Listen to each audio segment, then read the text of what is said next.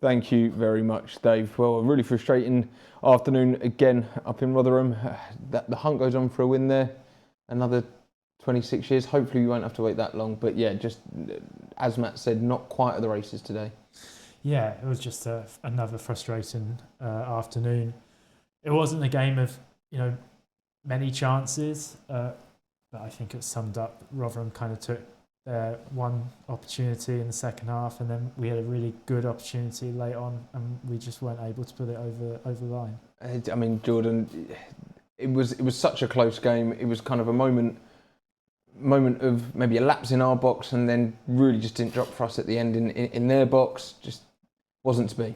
No, it wasn't to be, Ollie. No, a really frustrating end to the game. I think when we look at it now with hindsight, I think once the changes were made around the 70-minute mark, when we brought on the 4 players, the game kind of the formation change, and I think we started to find gaps. And of course, it does become easier when you're playing against a team that are holding on to a lead. So naturally, they were sinking a little bit deeper, and we gained more possession. And with the chances that we had in the last 10-15 minutes, to think that not one of them have gone in is really difficult to take. And welcome, of course, to those joining on the Orient Live Debrief, where we'll be taking you through all the action from today's game. But now, let's take a look at the goal then. Let's start off where the one moment that really mattered, I suppose, Elliot, and frustrating, but it's another goal that you just don't like seeing conceded. Yeah, it's one of those where, unfortunately, there's just a slight lapse of concentration. That runner in at the back post should have been picked up, and then Nombe's found himself the wrong side of the defence in the middle of the goal to turn it home. I think there were a couple of moments there that they'll within that sequence of events that Rich will look back on and be frustrated with. I think. What did you make of that one, Jordan?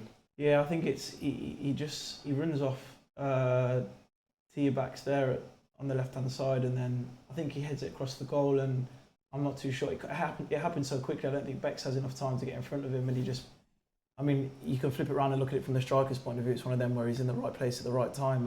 It happens really quickly, but it'll be a goal that no doubt is quite easily avoidable, and one that the team and the staff won't be happy with conceding. And we were saying at half time, it was so finely balanced. It was so kind of hard to call and make a distinction between the two teams. They brought on Sam Nombe at half time, and ultimately that proved the difference. Yeah, I think Jordan touched upon earlier. They made an attacking change, and it helped. It came to fruition by having an attacking impetus on the second half. I think the changes we made as the second half went on were effective. They impacted the game. I thought Sonny Perkins looked really, really bright. Josh Cromer got into some good areas. Morehouse got on the ball, but they made an impact. I wonder in hindsight if we might feel that we could have turned to those changes a little bit earlier than we did. Orient did have, as we'll see here, a lot of chances. I think, was it 10 corners in the end? Some of them, as we'll see now, were close. But we never really created much from open play, did we, Jordan? No, we didn't. And I think, like Elliot just touched on there, like we're talking, football is quite easy to talk about with hindsight. But just going back to the half-time point, I think it's probably a little bit frustrating that we didn't make the formation change, because we touched on it before the game. So when you get two teams that are playing the same formation, it can either sometimes make for a great viewing, or they can almost cancel each other out, which was kind of what we got in the first half. And I just wondered to myself now, looking at how effective we were in the last 20 minutes of the game, if those changes were made earlier, not even necessarily personnel, just I think the formation change would have allowed us to find different areas to exploit them on the pitch. And I think we would have probably created these kind of chances that we're seeing here from the 46th minute onwards. That scramble there, I mean, that's the big just chance, screaming at the screen, aren't you, Elliot? Yeah, that's the big chance. And in fairness, I don't think any of our attacking players have done much wrong there. No. They've timed their arrivals into the box well. They've met the ball. They've got it on target. It's just somehow not found that gap between the keeper or past the player. It kind of summed up the afternoon, because that really should have been 1-1. Yeah, it's the cliche, isn't it, Jordan? But it did feel a little bit at times like we could have probably had another 10 corners and played for another 15, 20 minutes, and maybe we would have scored, but it didn't have that feeling, did it?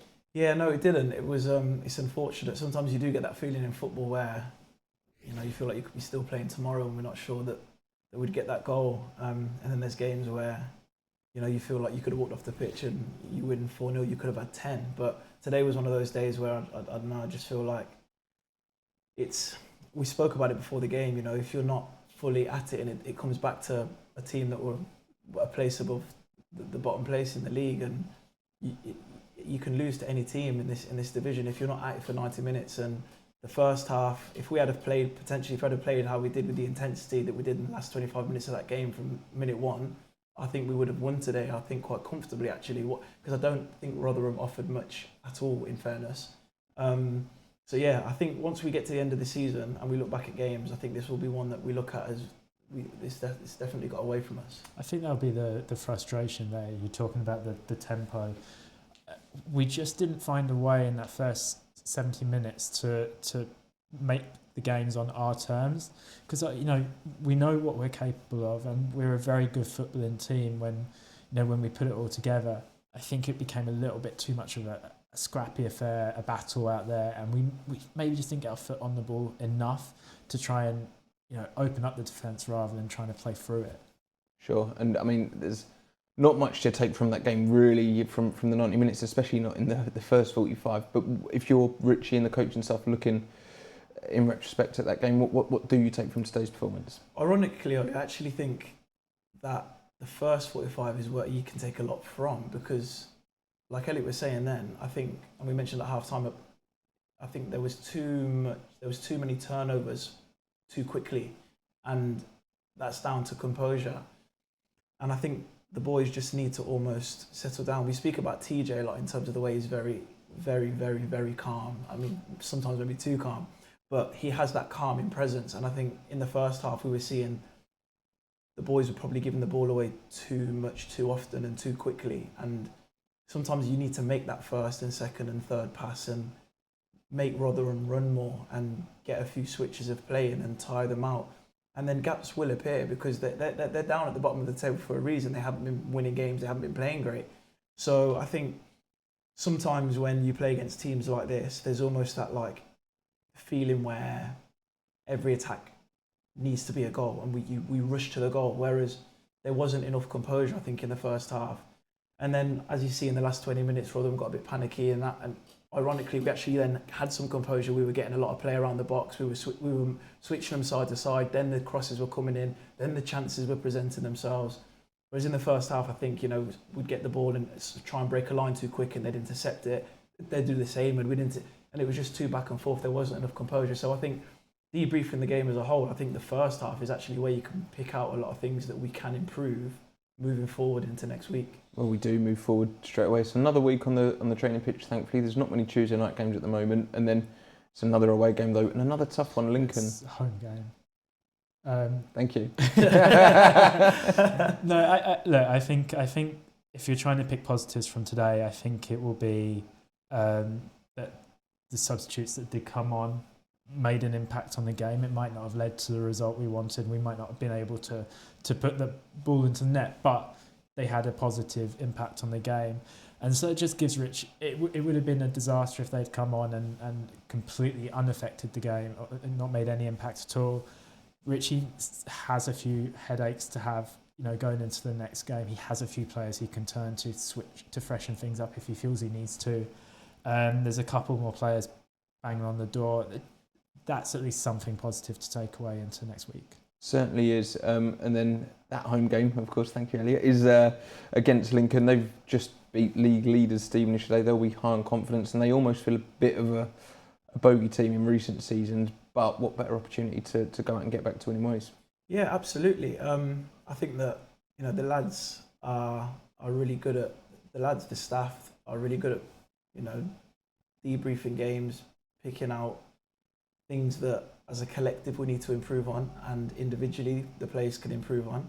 And being back at home next week, I don't think we fear any team in this league anyway. So another chance to get out there and put in a really good performance and football changes really quickly. You know, you go win 2-3, like we said earlier, you go win 2-3 games on the bounce, and the confidence in the group, and you start moving up the table really quick. And we have to almost part this game, take from it what we can, like we were talking about earlier. Take the what we can improve from the first half.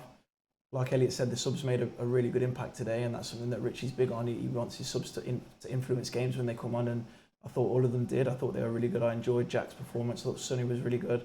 I think Josh did well when he came on too. So I think there are some positives in there. But yeah, what better opportunity is against a good side at home next week to go and put it right. Today was the first game since the 30th of August where we haven't registered a goal. Only the second time in the league campaign where we haven't. Next week, we saw 4 goals here last Saturday against Doncaster. Similar part of the world. Who knows? Another goal fest next weekend, hopefully. Yeah, look, I think it's important in these instances. You know, when we win last week, that we didn't get too high. I think people maybe looked at our sudden change of form last season and got excited because we played so well last year. But by the same logic, we shouldn't get too deflated after today. We score goals. That's something that's been, a theme of ours throughout the season. So I'm not worried that we're going to, that we didn't create too much today. It's obviously a shame that we didn't, but I have no doubt that the likes of Conley and Ballard will get back to their best next week. We just have to reset, try and see what went wrong today, try and identify some things that we can improve next week, and then get back to it. Lincoln, of course, sitting in the playoff spots currently with one of the best defences in the league, but hopefully the O's can take the game to them and put on a show next week. And of course, don't forget, tickets are available for that one over on the Orient website, and we'll be covering all of the action here for you on Orient Live as well. Now, a massive thank you to Jordan Graham and Elliot Byrne for joining me in the studio today, and thank you for your support and for watching. Enjoy the rest of your day, and up the O's.